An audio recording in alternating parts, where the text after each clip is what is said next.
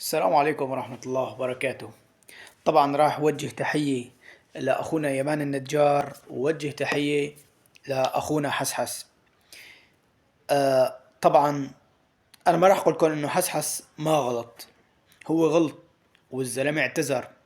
طبعا لازم يعتذر من كل السوريين واحد واحد، يجي لعنده مثلا على البيت يعتذر منه. خلاص، الرجل اعترف بغلطه وجل من لا يخطئ واعتذر. طبعا شيء بديهي وطبيعي انه يعتذر من يمان النجار، لانه هو يمان النجار على السوشيال ميديا.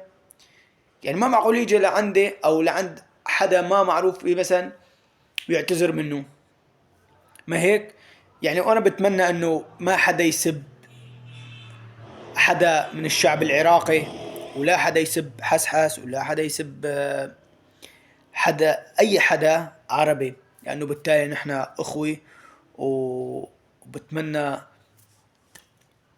يعني نتفهم الموضوع ونقبل الاعتذار.